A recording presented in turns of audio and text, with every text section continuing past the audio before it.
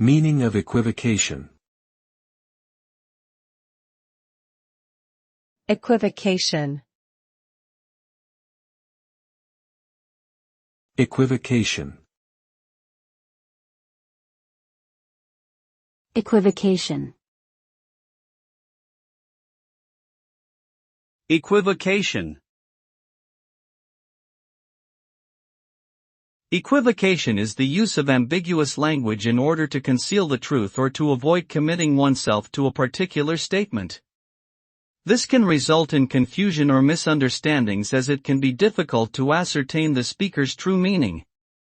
In some cases, equivocation may also be used to deceive or manipulate others for personal gain. It is important to be aware of equivocation and to pay attention to the precise language used in order to ensure clear communication and prevent potential misunderstandings.